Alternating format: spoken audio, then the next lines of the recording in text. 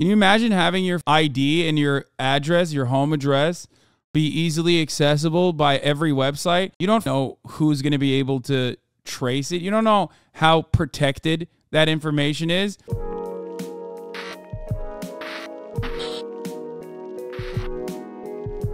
I'm saying it. Dude, can you please stop? I don't even, are you trying to bofa me? Is that what it is? You keep saying KOSA, KOSA, KOSA, KOSA. Can you please talk about KOSA? Is this a bofa thing? Is it, I Googled it, the Kids Online Safety Act. What is this? Did you see this on TikTok? Is that what it is? Is this it's like Sesta Fosta. People online are all riled up about it. What is it? What's going on? No, apparently it's a real thing, but people keep coming in here about it for some reason. They were all up in AOC's chat about it the other day. What is it? It's just like, here, it's Pearl Mania did a video on it. Is that what it is? You want me to cover this? Fuck it. I'll do it. I'll cover it. What is it? 40 senators have sponsored a bill to make sure that you have to upload your driver's license before you can use your First Amendment on the internet. That's what they want. That's what this bill is. This bill is designed to make sure that they have your home address before you can actually post about anything on the internet. The bill is Senate Bill 1409. 40 senators have sponsored it, Republicans and Democrats. This isn't a left or right issue. This is a speech issue. And they call the bill the Kids Online Safety Act, or KOSA for short. But in reality, this is some garbage to make sure that they know where you live when you post. This bill, they claim, is to protect kids from restricted material on the... Yeah, I think it's fucking bullshit. Seems dumb as fuck. Seems like an extension of the surveillance state. Seems really stupid. Doesn't seem great at all. Internet, but what it's going to do is it's going to restrict the internet for everybody and then make you prove you're over 18 before you can look about anything. So maybe there's some history of America that is a little bit dicey, right? Maybe you want to learn a little bit more about the Second Amendment. Maybe there's some controversial stuff out there. Well, this bill allows every attorney general in every state of the union to make sure that they can sue internet companies like TikTok, like Facebook, like Twitter, that they can sue them if they aren't making sure that everyone who looks at controversial topics are over 18.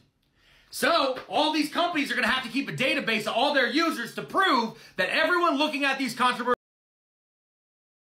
Hello guys and gals, me Mutahar. Today, we're talking about a really bad idea.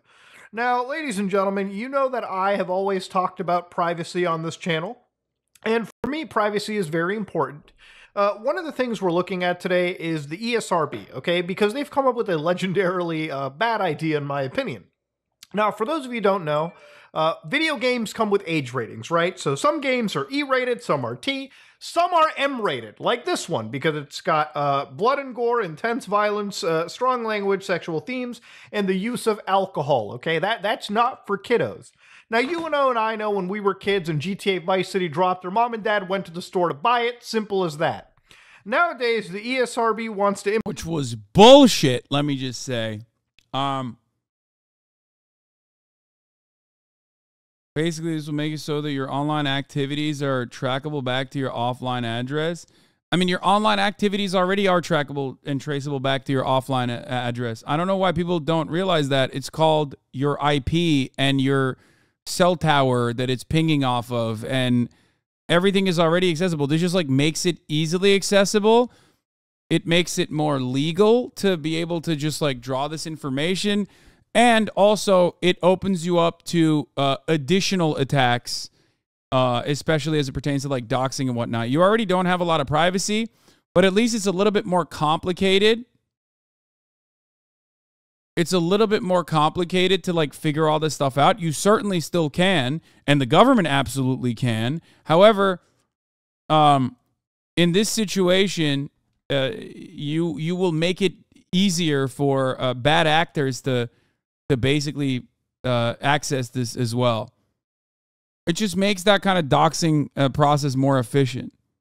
Can you imagine having your fucking ID and your address, your home address, be easily accessible by every website? You don't fucking know who's going to be able to trace it. You don't know how protected that information is, it's going to make clicking on every single website. MAC addresses and IP aren't legal proof. IP addresses aren't legal proof of identity. I know, I'm just saying, like, people were talking about how they can pinpoint your location or something, when in fact, like, you can have a different address on your ID than the one you actually live on as well, but it doesn't really matter at the end of the day. Yeah, in Alabama, missing woman case, the sheriff had all the Google searches that proved that she was fake and being kidnapped. Like, this is why people don't use Facebook gaming. They don't want to shit post on their government name. Yeah. SB2 is like that is not needed by any corporation unless for tax purposes. Storing that information is super risky. Yeah, I don't like giving that. No, I do not like giving this level of information to every single fucking website that you access, when we know that all of these websites, some of them are barely good at, like, keeping your fucking password encrypted. You know what I mean? Literally all the case in Sweden. All I need is your name, age, and city to find your address and occupation. Literally already the case in Sweden. Implement facial scanning technology to check people's age. They've sent this to the FTC, and there's been a bit of misinformation around this, so I wanted to look past the headlines for everybody and just get down to the real nitty-gritty of why this is, in my opinion, not a good idea. So, for instance, the FTC has been told by the ESRB that facial age estimation technology works like this. Basically, the user grabs a photo of themselves, not a selfie, but a live facial check, which basically checks if there is an actual human being in the frame. Then it's uploaded to a backend server for a company named Yoti, which they're using as the facial scanner company in this case. And what they will do is they will check an estimation of your age. It is an entire 38-page post that they've actually made. So I have to keep pushing her from underneath me. She's like always underneath me. Bro, the state of Louisiana leaked the entire state's socials because we need it for a driver's license. Imagine trusting anyone to hold anything. Yeah, I don't like that at all. The way that it works, according to their actual, like, white paper over here, you can see this person, they detect your face. The face is detected to an image and reduced to pixels. Each pixel is assigned a number that the artificial intelligence can understand. The numbers are computed by a neural network that has been trained to recognize age by looking at millions of images of faces, right? And then the AI finds a pattern in the numbers and produces an age. Now, they have said that this is scarily accurate. For instance, facial age estimation is accurate. It estimates that someone is an adult 99.97% of the time. Facial age estimation is effective. An average 35% of users in the EU and UK who attempt to prove they're adults are rejected for being under the age threshold. Facial age estimation is private. It requires no collection of identity or payment card information, and no images are stored. We'll get to that in a little bit. So generally, the idea going on forward over here is this is a COPA VPC method, which a child, for instance, visits an online service. So here they've actually detailed how they deploy this stuff, okay? So for instance, a child visits an online service and is presented with a neutral age gate. So basically, how old are you, kiddo? Back in the day, we used to just say, yeah, we're 99 years old. They'd let us into the site, okay? Easy as hell. Operator, so basically the service in this case, collects a parent's email address from the child. Hey, kiddo, you're under 13? What's your daddy and mommy's email address? You give them the address. Operator sends a direct notice to parent pursuant to section 312.4. Dad gets the email. Hey, yo, your kid's trying to access the service. Are you cool? And then, of course, you go down and do it. The parent provides relevant permissions for the child. Operator informs parent of the requirement to verify they're an adult. So this is actually a way to beat the entire idea. So basically, if a child was asked, hey, give me your parent's ID address, back in the day, we just used to give a burner email that we would also have access to. Also, what the fuck are you going to do if you're like, you look young? You know what I mean? You're just, sorry. Pretend to be the parent and get in. So what this is trying to do is a parent says, hey, listen, to prove that I am over the age of 18, 25, whatever, I'm going to give you facial age estimation checks. So a parent is basically told how to do it. They put their phone up. The phone basically does a facial check. It checks if the person is actually. The bill would also place a legal duty on platforms to prevent matters that pose a risk to physical and mental health of a minor, which is likely to lead to a crackdown on content about sexual health, information on substance abuse, etc. Oh, 100%. Like no more LGBT content in red states, maybe even in blue states without parental supervision, depending on if your parents are conservative or not. And also, no more making LGBT decisions. Alive, you know that they're not like some selfie that the kid is showing. That gets sent to a server. The server confirms their age estimation and either gives a yes or a no. That's pretty much how this is going down into. There was a lot of misinformation from some people where they were like, oh, if you buy an M-rated game like GTA 6 whenever it drops, are you going to be able to access the game or will it require a facial check?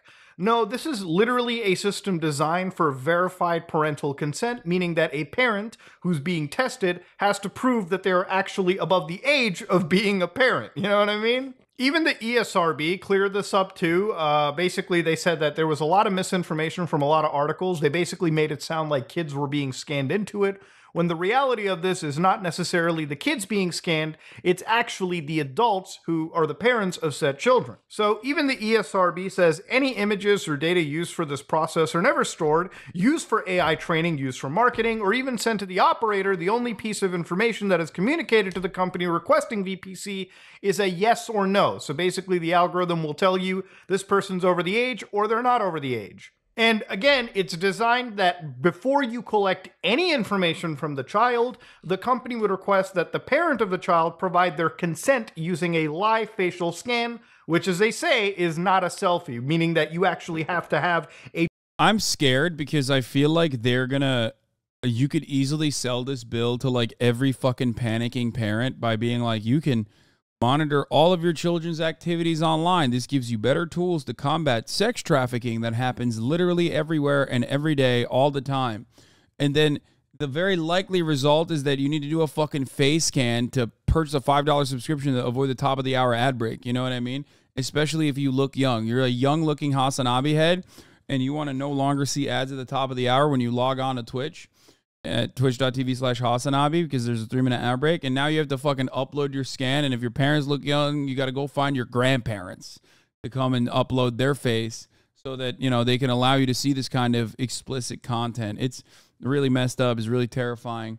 But of course, ultimately, at the top of the hour, the 3-minute ad break comes for you regardless, unless you subscribe at the time being. You don't have to upload your face to do that. Okay, here's the 3-minute ad break now. You can also get gifted a sub if you're lucky, I guess, by someone else who has uploaded their face to the website and their ID. Here's the 3-minute ad break now. Scanning Granny's face at the funeral to log into X videos.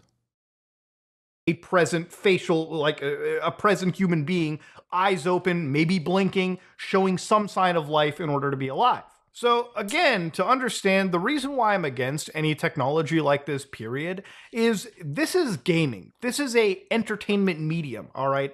If we're getting to the point where data collection is so bad, not just for children, but for adults, that we are now requiring like visual like scans of our faces in order to grant yeses or nos and bypass the threshold of being 18, that's not okay at all. So to understand, this is very similar to a process that kind of happens in China as well. I believe over there, they actually do it with children just to make sure that, you know, they're over the age of 18 to access certain games for longer than I believe it's an hour or maybe 30 minutes a day. Which again, that's like the Chinese standard. That's a country known for violating human rights and violating human like privacy. It shouldn't be a standard over here.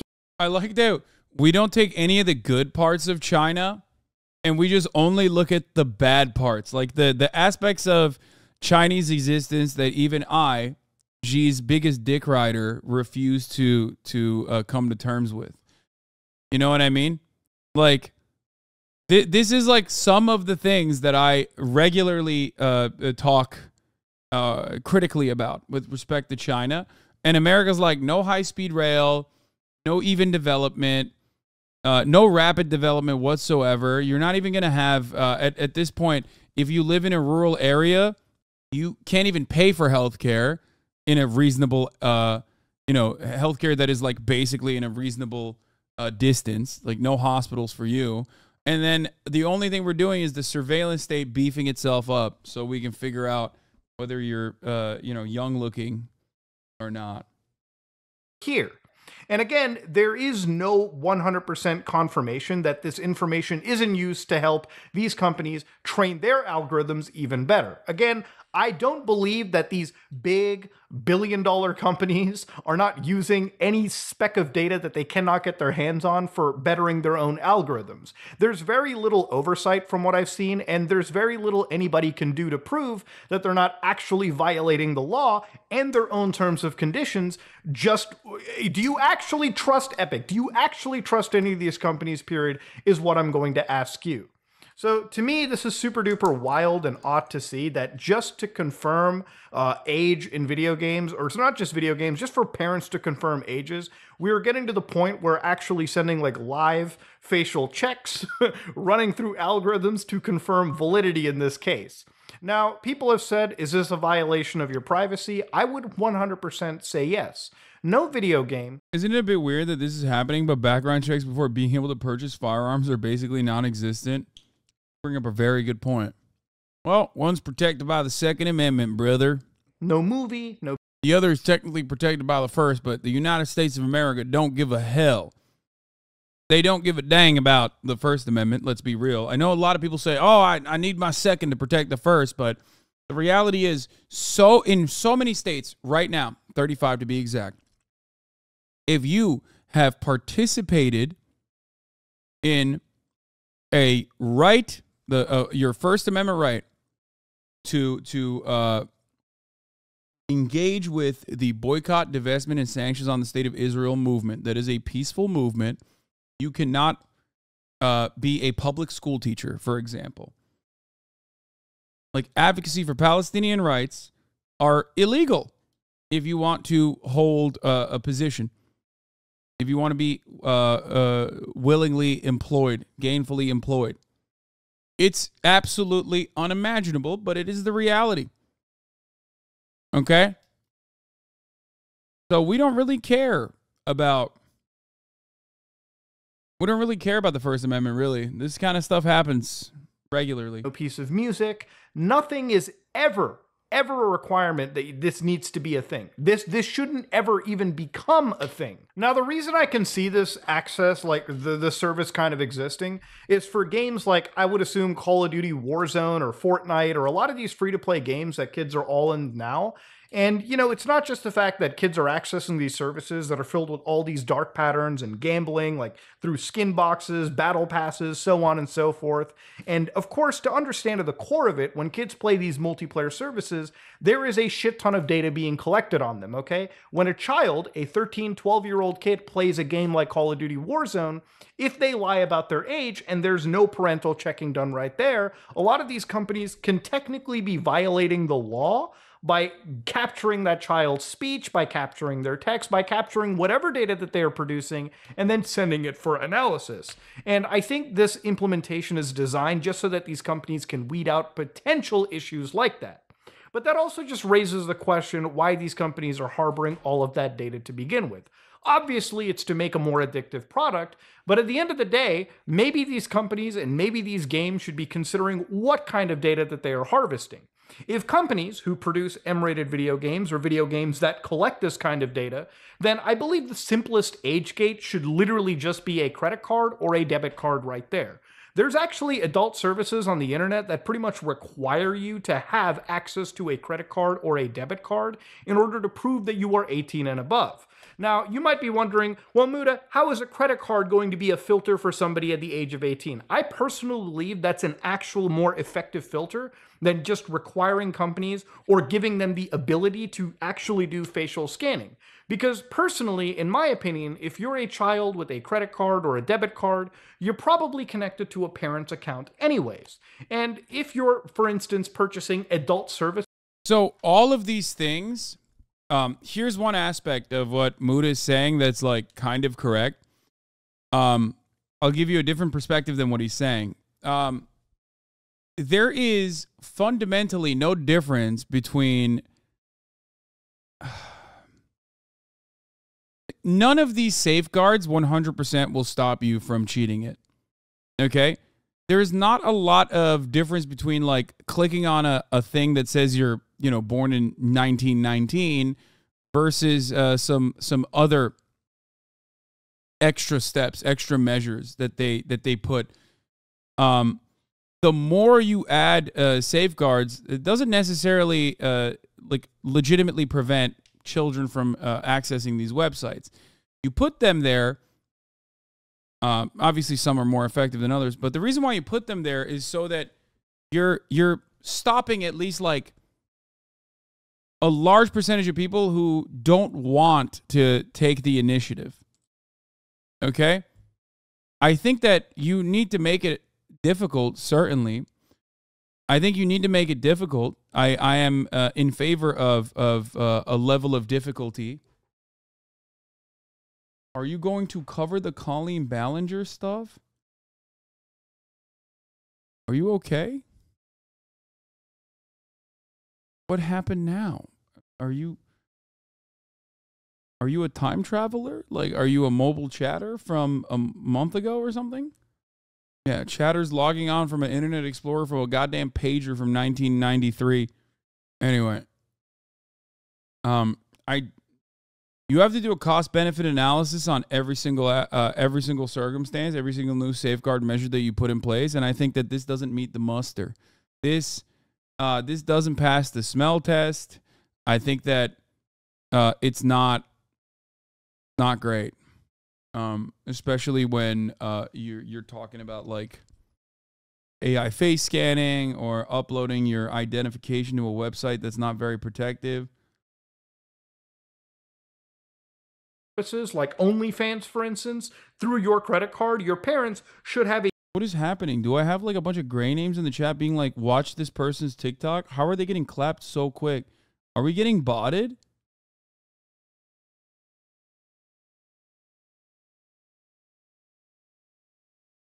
You can get botted on... You can get chat botted on Twitch too? What the hell? They give you petitions and call scripts? I don't know what's happening here. It's weird. A pretty clear view on what it is that you're doing with your credit card purchase. And if you are using your parents' credit card, it's very easy to A, monitor that as a parent, and then B, remove that access entirely right there and then from the financial service. I don't believe that we should be allowing any of these services to start facially scanning us. I get that they already probably do that, but giving them the keys to the VIP is just not the actual play to be having here. So I wanted to look behind the misinformation. No, this isn't used to age-gate children out of M-rated games. That's stupid to begin with. Companies would never want younger audiences to never play M-rated games. That's more than half of their fucking player base. The other reality is, obviously, these companies want to prevent some of these children from giving up their data on an 18-plus game, or, you know, they have to be above 13 per COPA compliance, so that when they are giving up their data, these companies can confirm that they are of age to give up their personal private data. And I think this is what it's pretty much implemented for. But yeah, I still don't think this is a good idea. I still don't think the ESRB promoting any form of facial scanning tech to be regular in video gaming is a good idea. We're getting to the point where privacy is literally non-existent, okay? And it's becoming more non-existent day by day. I think this is a generally bad idea. I think giving any company the ability, even if they claim that they're deleting all of your information as soon as they're done with it, is not a good idea, period. Time and time we've seen companies get hacked. Time and time we've seen data leaks occur. And the less data that I think we give any of these companies, the better. And, you know, if the ESRB gets mad at that, then they can kick rocks. If companies are mad that they're not getting their permits for facial clearing technology, then kick rocks, okay? This is a free part of the world, and it should be a private part of the world, too. Companies should only get as much data as they legally require. And if video games are so invasive and collect so much data, then maybe that's on the actual company right there. But anyways, ladies and gentlemen, this is me, Mutahar, and, yeah. A lot to unpack over here, but I wanted to talk about it because I think it's a legendarily stupid idea, and I hope it doesn't go through. I am out. Ow. Ow, ow, ow, ow, ow, ow, ow, ow. I just kicked the shit out of the gate as I was jumping over it. I don't know if you guys could hear it. All this KOSA stuff seems to be from a week of action led by this group that started on 7/20.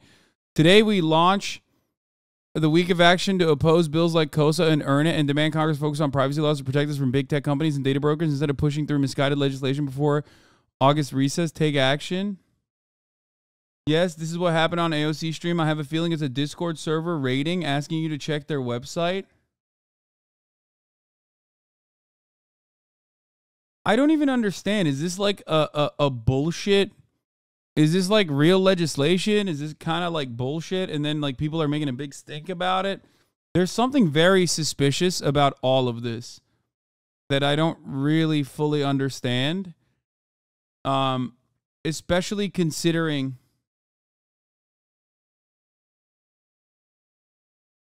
I don't think it's that. I think it's just the astroturfing campaign by this group. Like, especially considering the botting that just occurred where there were so many people. There were so many people just like posting the same exact message as soon as I brought this up. Like, there's something that's like real fishy about this. Like the viability of this legislation.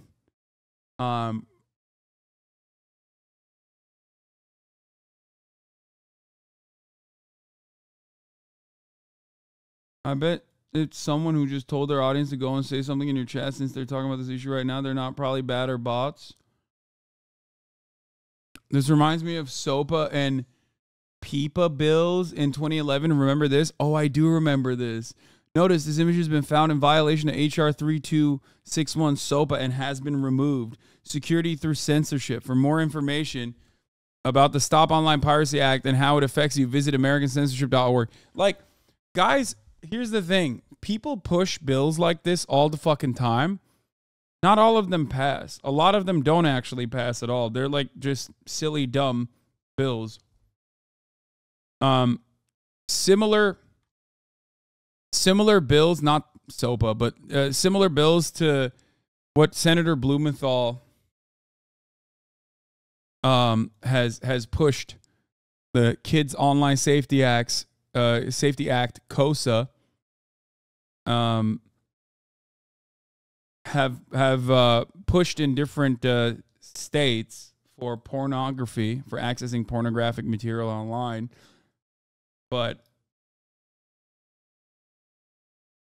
I don't really know. It's not KOSA that will require a driver's license. It's the Mature Act. This is from Josh Hawley. Yeah, I just don't know if this is going to pass, like, at all. You know what I mean? Make Age Verification Technology Uniform, Robust, and Effective Act, or Mature Act. And it's from fucking Josh Hawley. You know what I mean? And it was introduced in February. It's a misinfo campaign. What? To distract us while they do a brain transplant in McConnell? Yeah, no. It won't. And then the TikTokers would declare victory and do the same thing for another bill that will never pass in 3 months. And I'm not even saying that this is like very difficult to pass exclusively because we have a gridlock Congress or anything like that, like an obstructionist House of Representatives. But I just don't. I don't know. I don't know. It seems severe, but I see a lot of severe bills that are really fucked up that rarely ever get. I mean, the Electronic Frontier Foundation, the Kids Online Safety Act is still a huge danger to our rights online. The AFF is pretty legit. They're pretty good. Bill to increase surveillance and restrict access to information in the name of protecting children online. KOSA was introduced in 2022, but failed to gain traction. And today's authors, Blumenthal and Marsha Blackburn, have reintroduced it with slight modifications. Though some of these changes were made in response to over 100 civil society organizations and LGBTQ right groups' criticism of the bill, its latest version is still troubling. Today's version will still require surveillance of anyone 16 and under. It would put the tools of censorship in the hands of state attorneys general and will greatly endanger the rights and safety of young people online. And KOSA's burdens will affect adults too. KOSA still requires filtering and blocking of legal speech. Online child safety is a complex issue, but KOSA attempts to boil it down to a single solution. The bill holds platforms liable if their designs and services do not prevent and mitigate a list of societal ills: anxiety, depression, eating disorders, substance use disorders, physical violence, online bullying, harassment, sexual exploitation and abuse, suicidal behaviors. Additionally, platforms will be responsible for patterns to use that or indicate or encourage addiction-like behaviors. So that sounds great, right? On its face. These bills often do. But let's take a look at what the fuck. Well, let's take a look at what they consider to be societal ills and also the vague generalities that would be so over-encompassing as to make most websites unusable for anyone, for everyone, actually, as a matter of fact, not just anyone under the age of 16. Deciding what designs or services lead to these problems would primarily be left up to the FTC and 50 individual state attorneys general to decide. Ultimately, this puts platforms that serve young people in an impossible situation without clear guidance regarding what sort of design or content might lead to these harms. They would likely censor any discussions that would make them liable. To be clear, though the bill's language is about designs and services, the designs of a platform are not causing eating disorders. As a result, KOSA would make platforms liable for the content they show minors, full stop. It will be based on vague requirements that any attorney general could more or less make up. Utah has banned porn sites. Yeah, well, Utah didn't ban porn sites. They made something similar to this for porn sites, and porn sites stopped serving in Utah instead of complying with this law because the law is ridiculous. Attorneys general would decide what content is dangerous to young people. KOSA's co-author, Blackburn of Tennessee, has referred to education about race discrimination as dangerous for kids. Many states have agreed and recently moved to limit public education about the history, race, gender, and sexuality discrimination. If KOSA passes, platforms are likely to preemptively block conversations that discuss these topics, as well as discussions about substance use, suicide, and eating disorders. As we've written in our previous commentary on the bill, KOSA could result in loss of access to information that a majority of people would agree is not dangerous. Again, issues like substance abuse, eating disorders, and depression are complex societal issues, and there is not clear agreement on their causes and their solutions. A big one example, in some communities, safe injection sites are seen as a part of the solution to substance abuse. In others, they are seen as a part of the problem. Under KOSA, could a platform be sued for displaying content about them, or about needle exchanges, naloxone, or other harm reduction techniques? The latest version of KOSA tries, but ultimately fails to address this problem in two ways. First, by clarifying the bill shouldn't stop a platform or its users from providing resources for the prevention or mitigation or of its listed harms. And second, by adding that claims under the law should be consistent with evidence-informed medical information. Unfortunately, were an attorney general to claim that content about trans healthcare, for example, poses a risk to minors' health, which, by the way, 100% that will happen, and it has happened already, they would have no shortage of evidence-informed medical information on which to base their assertions. Numerous states have laws on the books claiming that gender-affirming care for trans youth is child abuse. In an article for the American Conservative titled "How Big Tech Turns Kids Trans," by the way, things that we joke about how like the internet's transing our children, like that's a real thing that people write unironically and uncritically in conservative circles. So just remember that next time we're joking about this kind of thing. Like I make jokes about it, but these motherfuckers are very serious about it. Despite leading medical groups recognizing the medical necessity for treatments for gender dysphoria. In the same article, the authors laud KOSA, which would prohibit content that pose a risk to minors' physical and mental health. Same issues exist on both sides of the political spectrum. KOSA is ambiguous enough that an attorney general who wanted to censor content regarding gun ownership or Christianity could argue that its harmful effects on young people. That'll never happen, of course, not in a million fucking years, no how.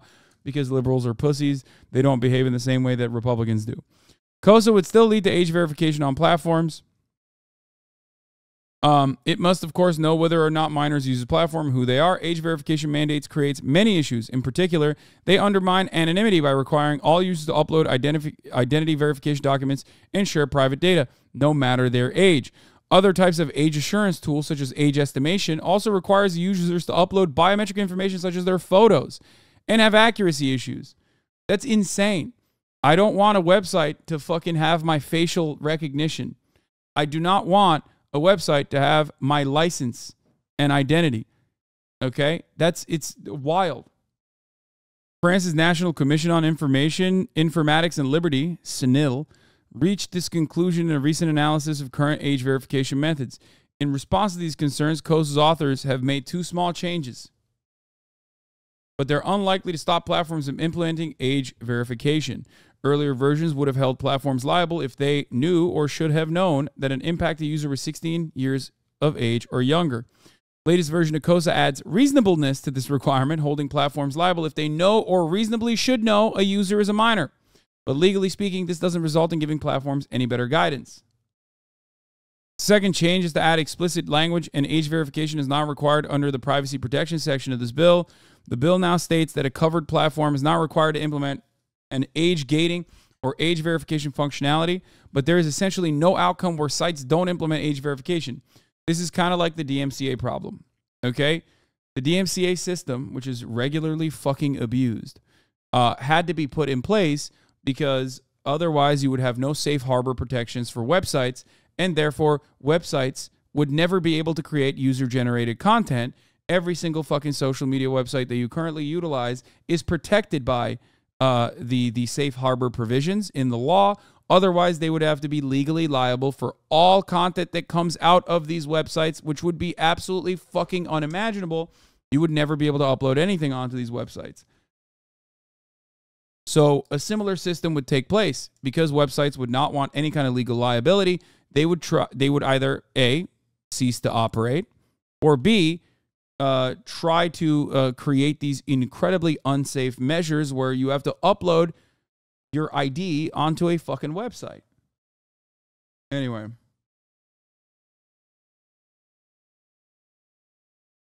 There's no way for platforms to block nebulous categories of content for minors without explicitly requiring age verification. If a 16-year-old user truthfully identifies themselves, the law will hold platforms liable unless they filter and block content. If a 16-year-old user identifies themselves as an adult and the platform does not use age verification, then it will still be held liable because they should have reasonably known the user's age.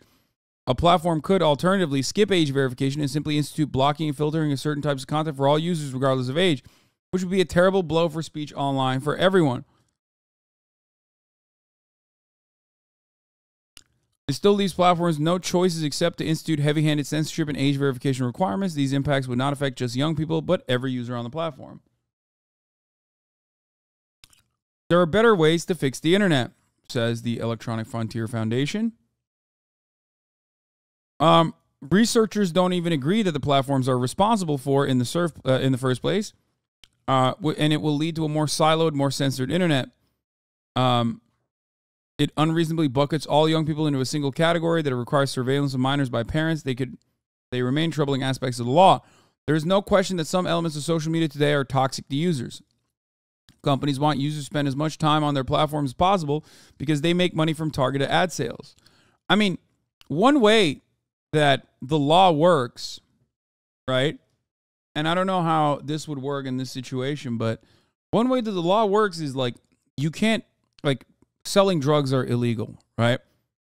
So what do? You use deterrence.